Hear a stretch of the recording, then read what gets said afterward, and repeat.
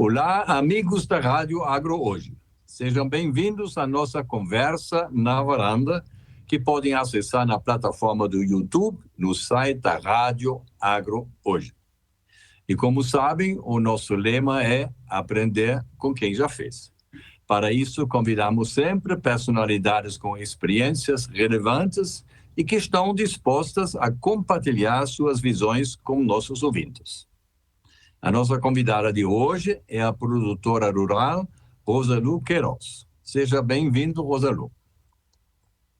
Obrigada. Mas antes de iniciarmos a nossa conversa, aqui alguns fatos sobre sua rica trajetória. A Rosalu é filha de produtores rurais. Ela se formou em administração na FAP e, posteriormente, em hotelaria na famosa Cornell University nos Estados Unidos. Depois ele tem que explicar o que o agro tem a ver com hotelaria. Durante 18 anos, ela gerenciou, juntamente com o irmão, as fazendas da família, nomeadamente no Rio Grande do Sul. E ela vai nos contar o processo pelo qual passaram ultimamente para vender esta fazenda. Uma questão muito interessante para muitas conversas no final de semana nas famílias rurais. Outros 12 anos ela trabalhou na hotelaria, uma atividade que ela sempre gostou. Uma importante parte do seu perfil humano e profissional é sua dedicação de 24 anos como diretora e ex-presidente da centenária Liga Solidária e hoje na organização social do Cactus. Então, isto é, em poucas palavras, o que nós podíamos falar uma meia hora. Mas é melhor de ter uma pequena conversa e eu gostaria de começar com a seguinte pergunta. Conte-nos um pouco sobre a sua história, onde nasceu, onde passou sua juventude e qual foi a ocupação profissional e empresarial dos seus avós e pais. Agora é você. Primeiro, boa tarde. Obrigada pela oportunidade de contar um pouco da história. É sempre tão importante a gente poder contar e um relato quando é positivo, principalmente, né? A história começa com o meu avô, que era médico, sempre quis ter estudou na Alemanha, depois estudou aqui no Brasil, meu pai também, e sempre procuraram terras para fazer pecuária, e acharam que o lado da Alta Sorocabana, na época, ninguém mais fala Alta Sorocabana, né? Mas essa região de Presidente Prudente chovia um pouco mais e seria interessante para a pecuária, né? Na época nem se falava de gado Nelore, o principal, os animais eram principalmente europeus, porque eram os que os portugueses trouxeram para Rio Grande do Sul, né? Mas mesmo aqui no interior de São Paulo, né? Nós ficamos 50 anos no interior de São Paulo, perto de Presidente Prudente, em Nantes, e o gado era principalmente cimental, né? E Limousin na época, Charolês, né? Depois veio entrando o Nelore devagarzinho, né? Naquela época o movimento de pecuária era muito mais simples, digamos assim, né? Meu pai médico testava os remédios nas vacas, sempre para ver como é que elas respondiam, né? Você sabe que a penicilina foi inventada só no fim da Segunda Guerra, né? E ele tinha o maior prazer de testar nas vacas para ver se elas melhoravam clinicamente. E hoje seria proibido, tá vendo? Hoje seria como mudam os tempos. Mas também não tinha medicamento veterinário. Isso foi uma coisa que evoluiu depois ao longo do tempo, né? Em 95, 96, o meu irmão resolveu colocar todas as vacas no computador, né? Registrar as prenheses das matrizes e os filhos e tudo. Meu pai olhou aquilo e falou, isso está muito complicado. É melhor vocês tomarem conta. E daí eu assumi a parte da cria e recria do gado. Aí já tínhamos introduzido o Nelore também como matriz e o europeu como cruzamento industrial. Aí você assumiu a parte administrativa, mas quem fez a parte técnica dessa melhoria do rebanho? O seu irmão ou um terceiro? Então, aí vem a resposta do meu irmão, que é agrônomo, né? E aí tá vem bom. a resposta, eu com a minha formação germânica, né? Embora com esse conhecimento de hotelaria, que não servia exatamente para a pecuária, né? Fui para a escola de novo e fui para Piracicaba para aprender bovinocultura com o professor Moacir Cortes. Bom. Na Exalc. Melhor professor. E entre erros e acertos foi um grande aprendizado. Um grande aprendizado. Eu agradeço até hoje o professor Moacir, Bolívar, que trabalhava junto com ele. Eu ganhei prêmio da Monsanto de produtividade e passamos de meia UA por hectare para 2,5 UA por hectare, numa propriedade pequena com cria, né? Porque você fazer isso com machos, né, de engorda, é muito mais simples, né? Com gado de cria, que envolve ATF e monta natural, é um processo bem mais complexo, né? E também abrimos a parte de gado de elite, participando dos leilões. Foi aí que eu te conheci, né, Vila? Participando da sorte. Bons velhos tempos. Bons tempos. E aí fizemos também grandes amigos, né? Criando o núcleo feminino do agronegócio, que foi primeiro tão embrionário, né? E hoje é essa potência de mulheres que discute o agro e o business do agro num conceito completamente diferente do que a gente começou lá atrás, né? No ano 2000. Mas, Rosalu, ainda fica para explicar um pouco melhor. Você teve toda essa tradição, avô, pai, médico, etc. Você tinha várias opções e foi também lá para Exalc, etc. Mas o que deu na sua cabeça para se interessar para a hotelaria? Eu queria, na verdade, ser diplomata, né? Eu adoraria ter feito o Colégio Rio Branco, cheguei a escrever para eles, né? E meu pai dizia, não, mas vai ser sequestrada, porque naquela época sequestravam os diplomatas todos. E aí veio a ideia da hotelaria, né? E eu nunca gostei muito de rotina, sempre de coisas diferentes. A hotelaria proporciona isso, todo dia acontece uma coisa diferente. É verdade. E não é uma escrivania de banco. Todos os meus colegas de faculdade foram para banco, né? E a fazenda e a lida com a natureza tem a sua própria cadência, né? Sim. E nos ensina a ter essa paciência. E eu olho o jardim aqui em São Paulo agora e vejo ele amarelo e falo, mas meu Deus, é inverno, não há o que fazer, né? Sim. Mesmo que a gente coloque as coisas, precisa obedecer à cadência da natureza, coisa que tantas pessoas esquecem hoje em dia, né? E querem acelerar os processos. A céu aberto. Então, se está a céu aberto, então você está sujeito de chuva, de seca, de tudo, né? Mas aí, neste contexto, você lembra quem foram os seus mentores? Então, tirando lá o seu pai, mas foi um tio, foi um livro, foi uma pessoa que você tinha acesso a ele diretamente ou através de livros. Tem muitas pessoas que dizem que aprendeu muito mais com livros do que com as pessoas em seu retorno.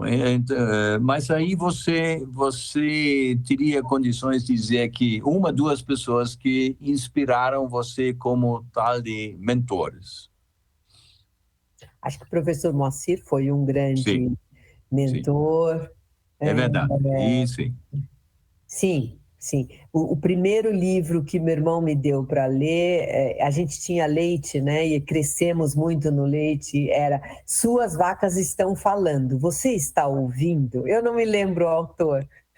Era um livro muito simples, mas justamente para te ensinar a observar os animais, né? Eu acho que esse foi sempre um um grande ensinamento, né? Você mesmo, né, Vila, foi sempre um crítico de tudo que a gente estava desenvolvendo. Um crítico no bom sentido, né? De saber ter as respostas na mão e tudo, né?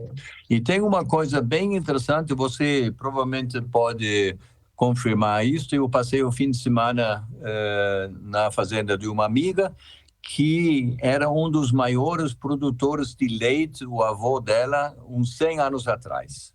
Você não acredita com que precisão, com qual nível de higiene eles produziram e empacotaram em garrafas e depois em sacos de papel.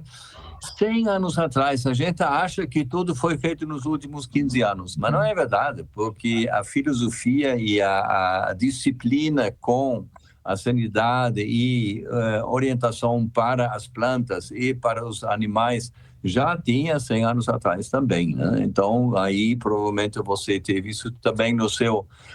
qual foi a cidade onde você passou a sua infância e juventude? Não, eu sou de São Paulo, cresci em São Paulo mesmo. Mas eu pensei que você era do interior, não? Não, eu sou de São Paulo. Não, eu sou de São Paulo. A gente passava as férias dividindo entre a fazenda de Nantes, na Alta Sorocabana, e a fazenda dos meus outros avós, que era em Boa Esperança, perto de Araraquara, que é uma fazenda de café. Isso eu lembrei, sim. Uma fazenda de café e de cana-de-açúcar, né? E, aliás, foi a fazenda onde eu casei também, né? Tem uma capela bonita. Que bonitinho. E como você chegou àquela fazenda de Rio Grande do Sul? Nós contratamos o Terra, eu contratei, né? O Terra Desenvolvimento. Sim. E o Antônio não pôde vir na fazenda, quem veio foi o Luciano, e Luciano foi de grande ajuda. Também eu acho que foi um grande mentor para mim. O Grego, né? Filéu Fomanhoca, que é uma sumidade de conhecimento de genética e de bovinocultura, de cimental. Aprendi muito com ele. E o Terra trouxe parâmetros modernos, né? Indicadores de qualidade. Indicadores, né? Indicadores, coisa que nós não tínhamos, montamos tudo com ele. E o gado de elite anda sempre numa paralela da fazenda, né? Porque não há como fazer indicadores para gado que vai para leilão, porque o consumo é sempre muito maior, os custos são maiores. Por isso que os animais são vendidos mais caros. Se são vendidos, muito bem. Se não, é sempre um problema.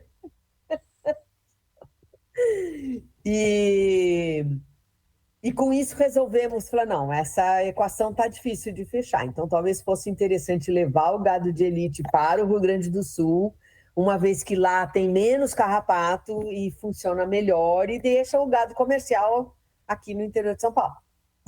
Essa foi a ideia original, né? A elite vai para o sul e o engorda fica aqui. E engorda fica aqui.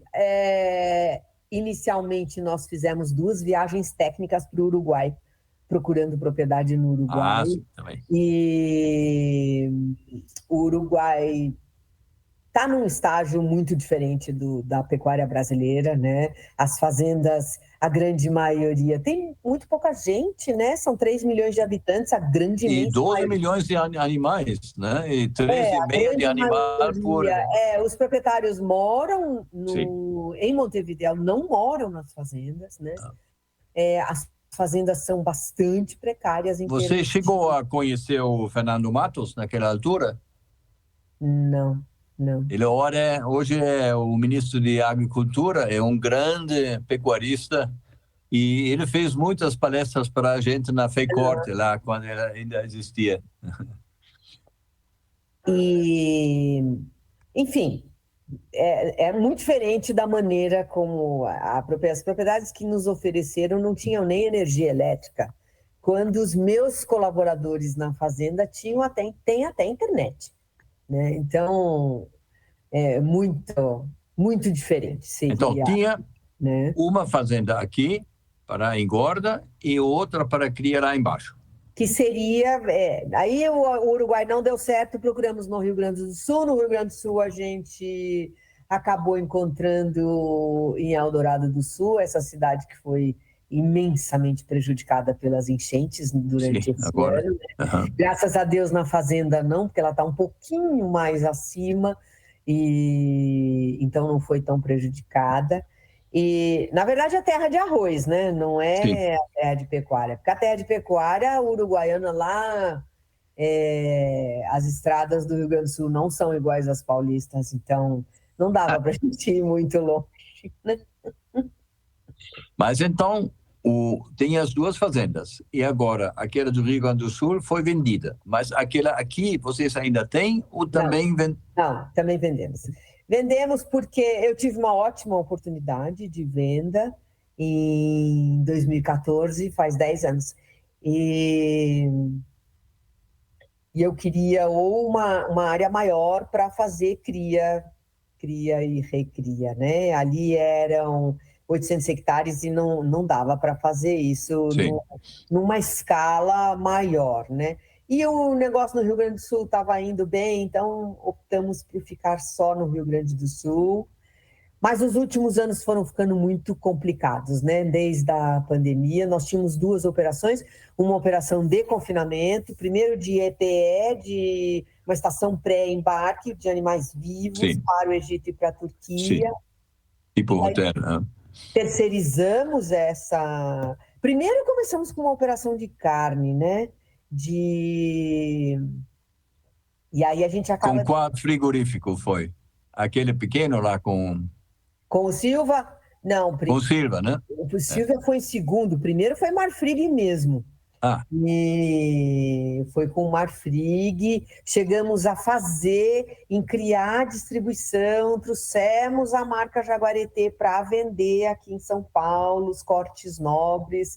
Mas eu não preciso falar para você que isso é complexo, né? E, na verdade, nós complexo é a palavra certa. Não é um negócio só, né? São 4, né? É a cria, o outro é a recria. São 4 riscos. É uma chance de ganhar dinheiro, 4 riscos. Sim. A distribuição e a comercialização, né? E várias pontas. Se tem outro mentor bom, o Roberto Barcelos nos ajudou muito nesse processo de entender este movimento com todas essas suas peculiaridades. E aí, lógico, a distribuição e a comercialização foi ficando muito difícil, porque você a partir de gado de terceiros, né? Porque não tínhamos volume suficiente para abastecer as lojas paulistanas, né? Então você tem que partir de terceiros. Aí para você criar esse fluxo, primeiro que isso é um grande capital de giro, e segundo um volume, né? Que realmente faça isso acontecer. Né? E aí acabamos terceirizando para essa estação pré-embarque, que é polêmica do ponto de vista de sustentabilidade, mas de fato não é um programa de fomento do governo turco para acelerar a pecuária naquele país, e os animais são bem tratados, não tem esse problema. Claro, a gente viu. Mas hoje está terceirizado para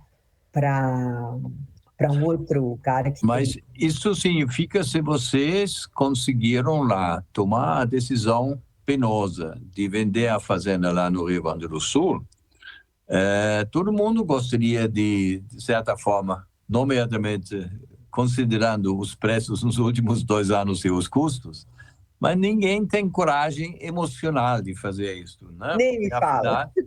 Como vocês conseguiram? Quem era a pessoa mais fria? Você ou seu irmão, que é agrônomo?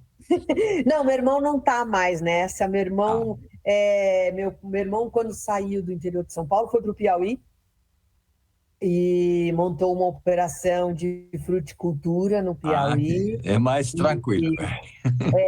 Nada, não foi nada tranquilo. A fruticultura o Piauí é um grande produtor de caju, né? E ele queria fazer essas duas, o caju castanha e o caju polpa, né? Para fazer suco.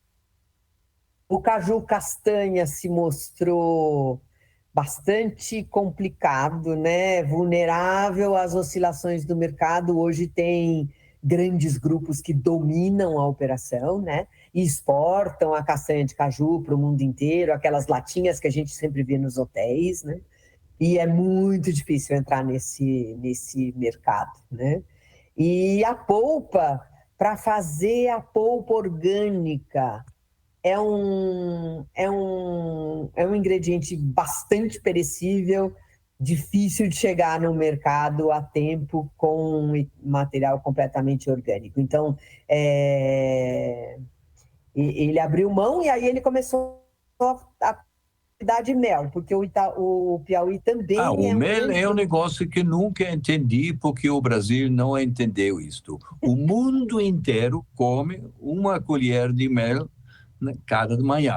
Pois E é. aqui não gosta de mel, não tem problema nenhum. Mas o mundo está lá e aqui não tem nenhuma estratégia de mel. É tão engraçado, né? Porque é um bom negócio, porque você tem a demanda garantida. Né? Então, isso... Porque ainda é um negócio de pequeno produtor, né? Sim, sim. Mas lá fora também. Né? Mas aí você faz cooperativas, você faz clusters, você faz coisas. Mas aí, voltando mais uma vez àquela coisa, você diz, aquela fazenda aqui em São Paulo, vocês venderam porque tinha uma boa oportunidade. Pronto. Sim. Aí você tem boa vontade, você faz. Mas lá no Rio Grande do Sul não tinha boa oportunidade. Como foi o processo? Como vocês colocaram a fazenda no mercado? Como são esses processos? Na verdade, foi uma contingência de fatores, né? Mas foi antes da situação da chuva, né? Ou depois? Não, foi agora, no ano passado. As chuvas complicaram demais, né? Ficamos 8 meses sem conseguir chegar na fazenda, porque não tinha nem avião. Primeiro não tinha nem estrada, depois não tinha nem avião. E como eu falei, nós tínhamos duas operações, a de confinamento que já estava terceirizada, e a outra que é do gado de elite, que hoje em dia não participa mais de exposições, né? E já tínhamos lá uma pessoa, um arrendatário que assumiu para fazer reforma de pasto e tudo, e aí ele fez essa oferta e acabou ficando com toda a fazenda, né? Na verdade, é uma propriedade arrendada. Nós repassamos o arrendamento, né? É que nós tínhamos um contrato de 20 anos, nós estávamos no 10º, então repassamos para mais 10 anos. Mas, dentro do Sangue Frio, Vila, é um capítulo que se encerra na nossa vida, né? Eu só tenho a agradecer ao Rio Grande do Sul e toda a comunidade. Nós fomos campeão nacional na FEICORT, campeão nacional Expo Inter, melhor touro Expo Inter, melhor vaca Expo Inter, todos os louros que nós podíamos ter, tivemos e fizemos grandes amigos. Então, eu acho que... Só que a louro, que é uma coisa redonda, que se chama moeda, ela não apareceu muito, né? Não. Era mais uma diversão, no bom sentido da palavra, mas no bom sentido da palavra. Dinheiro é uma coisa que é mais complicado lá na pecuária. Mais complicado. O Rio Grande do Sul, logicamente, tem grandes produtores e tem... Mas é muito peculiar, né? Como produção, né? O gaúcho ainda é... Não, a natureza é diferente, o pasto é diferente, né? A grama é diferente, né? A temperatura é diferente, né? Eu digo que a gente devia ter 2 fazendas no sul, uma de inverno e uma de verão. Sim. Porque são estações muito diferentes, né? E no verão você até poderia plantar as gramíneas que a gente usa aqui no Cerrado, uma braquiária da vida, mas você teria que ter uma outra para poder começar as culturas de inverno, como a aveia, o trevo e tudo que vem do inverno. E o timing não fecha, né? Para, de fato, você ter o melhor dos 2 mundos, né? O inverno é cruel, por um lado, porque é muito frio, não tem temperatura para crescer o pasto. Em contrapartida, chove no inverno todo, né? Sim. E o verão também é cruel, porque não chove coisa nenhuma quando nós aqui para cima estamos acostumados a plantar e colher e tudo. Então, é muito peculiar. É muito peculiar. E o Então, gaúcho... isso então é um capítulo dos últimos 20 anos que, por N circunstâncias e por disciplina mental de vocês de dizer que agora, então, chegou. Então, e como é que vai ser os próximos 20 anos? Fora, digamos, da sua vida Eu digo que... solidária, vamos dizer assim. Ainda sobre o Rio Grande do Sul... não é dos últimos 20, eles estão na mesma toada, sei lá, 50, 60 anos, na mesma forma de produzir, né? O que aconteceu é que a agricultura de alta precisão, né? A soja, o milho e o trigo invadiram e o gado passou para a Resteva ali, para o canto, então... E a lucratividade é maior com a agricultura, você sabe disso, Claro. né? Então, Não, manter é outro a negócio, pecuária... é uma indústria, né? É uma indústria. Manter a pecuária hoje em dia no Rio Grande do Sul não é fácil, não é fácil. Não.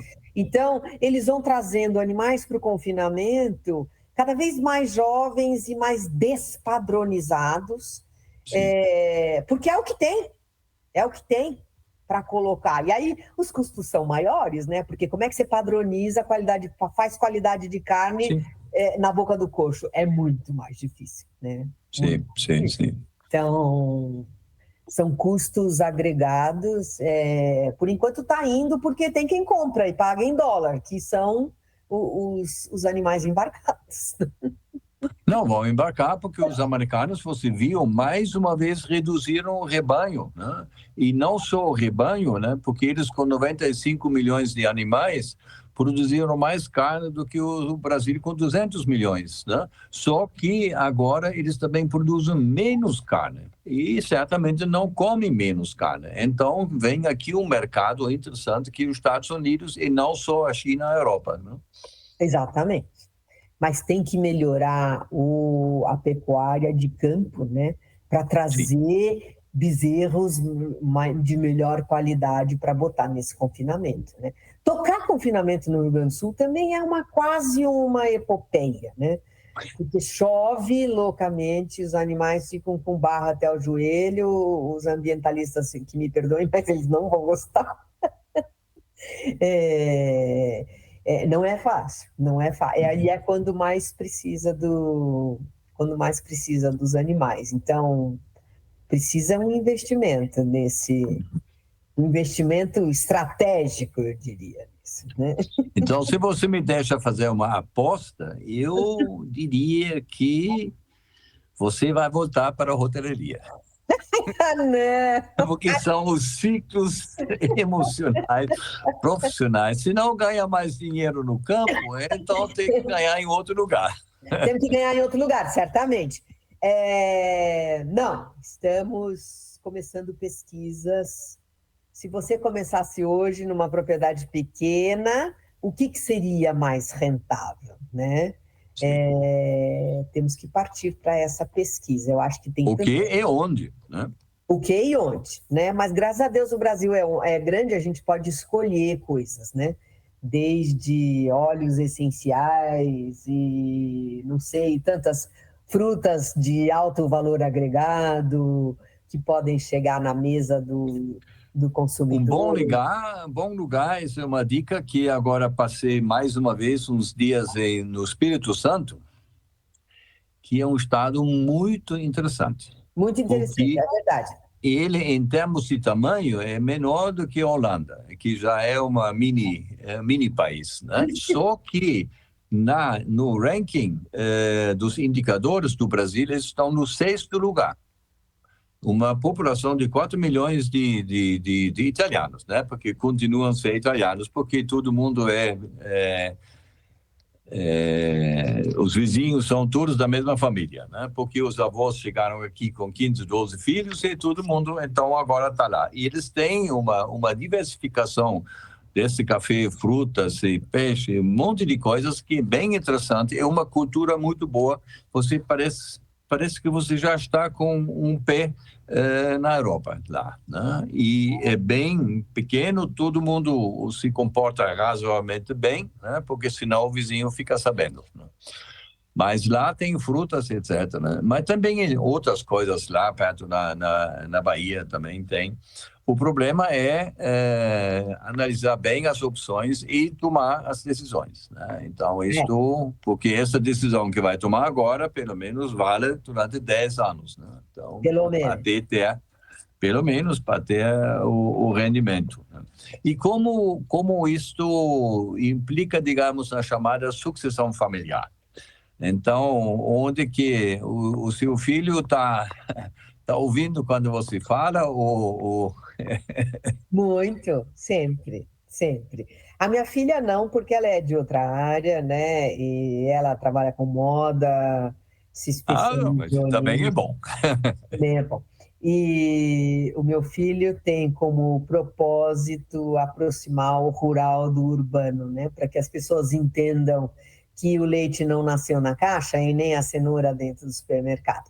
E ele faz isso com bastante afinco, com projetos de hortas Sim. urbanas e de jardins. E agora está dando consultoria para restaurantes. E está nessa... Não, é uma coisa que tem futuro, né? Então, o agro agora está um pouco menos quadrado do que era 20 anos atrás, né? Porque também tinha que fazer Graças muita a coisa no Deus, né? campo, né? E aí, com essas ondas de informações que existem, inclusive o projeto escolar e tudo isso aqui, então o urbano também está lembrando, nomeadamente quando vai no mercado e paga o preço para as verduras e outras coisas, então ele tem um pouco mais respeito do agro do que antigamente, né? Então, das duas partes vem aqui uma ponte e o seu filho pensei isso quando ele falou isso anos atrás e disse, esse é que é o futuro, né? Vamos ver. Ele por ele plantaria florestas, né? E eu gosto também da ideia de fazenda de florestas. Porque vai demorar pelo menos 15 anos para ser alguma coisa, ou 25, né? Depende do que faz. E outra coisa, eu posso dizer uma coisa, eu tinha um projeto lá para criar, para plantar milhões de árvores lá nas nascentes dos rios de Rio Grande do Sul, juntamente com meu amigo Valdir Bintin, que teve dinheiro para isto, e você não acredita, nós não conseguimos fazer isto por causa do Estado. O Estado estava colocando coisa que não fazia nenhum sentido, e nós tínhamos o dinheiro, tínhamos as pessoas, tínhamos as coisas para plantar, e não plantamos nenhuma única árvore em vez de milhões de árvores, né? Mas é uma área que, naturalmente, isso foi 15 anos atrás, né? O mundo evoluiu agora, né? E a questão da sustentabilidade, que antigamente era uma palavra em inglês, agora já virou palavra portuguesa, né? Todo mundo já sabe e a chuva e a seca ajudam para entender, né, como fazer isso.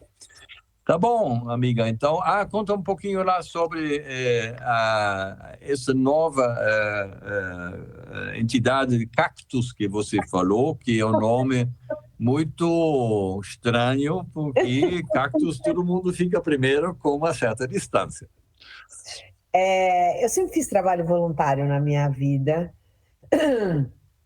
Quando a gente era menina, eu e as minhas primas, a minha tia era vice-presidente para a Fundação do Livro do Cego no Brasil. Hoje chama-se Fundação Dorina Noel. A dona Dorina era deficiente visual, então quem tomava as ações era sempre ela, minha tia. E a gente vendia cartela de bingo, né? Naquela época em que bingos davam a rentabilidade suficiente para a organização social crescer, né? Hoje em dia não adianta mais. Não é suficiente, né? E de lá eu fui para outra organização e depois para a Liga Solidária, né? Eu fiquei 24 anos na Liga, né? Desde o ano 2000 Aí voltei aos meus ensinamentos de hotelaria, né? A Liga Solidária, a antiga Sim, Liga das Senhoras Católicas, e elas montaram um modelo de negócios na década de 50, não, 70, de manter negócios sociais o resultado mantém sim. as obras sociais. Dois deles são residenciais de idosos, e eu tomava conta desses residenciais voluntariamente. Também um aprendizado, né, Vila? Você lidar com idosos e entender a dinâmica deles sem infantilizá-los, né? Porque eles ainda têm a sua independência, né? Foi também um grande aprendizado. Depois eu virei vice-presidente por 2 gestões, presidente na última gestão, que terminou agora, e participei do centenário da organização, né? Que hoje atende 28 mil pessoas em diversos programas de educação e cidadania. E aí agora eu assumi. Aí tinha que fazer uma coisa muito diferente para poder quebrar esse ciclo que eu Sim, é quase um quarto século, né? um quarto século, exatamente. E aí eu fui fazer o Caminho de Santiago de Ah, Compostela, que foi uma quebra da intensidade que é sim. ser presidente voluntária de Teve uma tempo para organização desse pensar. tamanho. E aí eu recebi esse convite do Vitor. O Vitor é um menino, o Vitor é o presidente dessa organização Cactus, chama-se Cactus de propósito, porque o cactus se você regar só um pouquinho, ele floresce. E é Ah, muito nutriente. essa é a ideia, né? Não aquela É, de... como são os meninos do Nordeste, né? Ele é um menino Sim. que saiu de uma cidade bem pequena no interior do Nordeste, que chama-se Capistrano, e ele foi medalhista de uma Olimpíada de Matemática.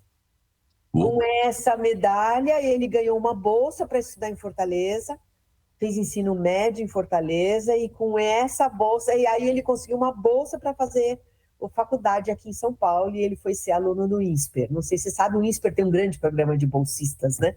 Que vem do Brasil inteiro. E aí ele chegou aqui e falou, nossa, mas isso aqui é outro planeta, né? Como é que ele tem 6 irmãos? Como é que os meus irmãos todos lá estão na escola pública? Jamais vão chegar aqui.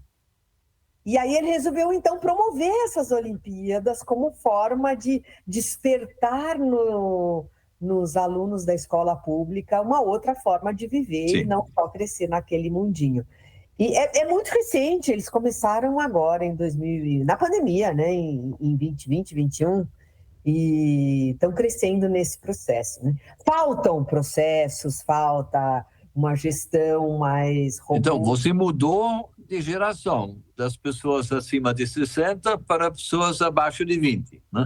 Nem me fala, Viva, agora estou nesse novo aprendizado agora. Não, agora você é uma forma de rejuvenescimento, porque, como dizem, você me fala com quem você anda, eu te digo quem você é. Agora você está juntamente com os jovens lá aprendendo matemática, só espero que Aprendendo você ainda lembra da matemática matemática. e aprendendo esses novos formatos, né? Eles não têm escritório, é tudo 100% virtual. Sim. E porque as pessoas estão espalhadas, né, por todas as cidades, né? Então, é um novo jeito de viver, mas é um aprendizado também, né? A gente está na vida para aprender, né? E ajudar os outros. Mas aí, para finalizar, uma pergunta. Você não está com saudades do agro e dos bichinhos? Morro de saudades, morro de saudades. Sim, Por isso né? tem que rapidamente inventar uma outra coisa. Temos que Sim. avançar nessas pesquisas, se vai ser de café, ou de frutas, ou de galinhas, ou do quê. Por isso que eu não perco contato com as meninas do NFA, né? Porque é a forma Sim. da gente ficar perto, né? Tá muito bom. Então, aí, agradeço muito lá você ter compartilhado com a sua sabedoria, as suas experiências, as suas visões, né? Porque o importante é que o NFA sempre diz isto, o agro é mais do que as pessoas pensam. E se você for ver os participantes do núcleo feminino, né? Então, só a metade são do agro. Eles têm agros, né? Atividade agrícola, mas não nasceram no agro. São psicólogos, são engenheiros, são outras profissões, né? Então, é bem interessante de ver isto e você lembra você teve desde o primeiro dia, juntamente com a Cris Bertelli, então a gente inventou as coisas lá e depois entrou a nossa amiga Cara de Freitas, que deu lá o start de um turbo, né? Porque nós estávamos começando um pouco tímido no início, né? Também era difícil, a gente nem podia imaginar o que ia crescer nesta primeira ideia que nós tivemos lá na FECOT e, bom, agora eu espero que você esteja de novo lá na nova FECOT lá em novembro e eu infelizmente não posso ir porque estou na Itália nessa altura, né? Então aí espero que você me conte depois como é que foi. Depois eu conto como é que foi. Muito obrigado. Obrigada, Vila. Adorei. Tchau, tchau. Muito bom. Obrigada. Obrigado.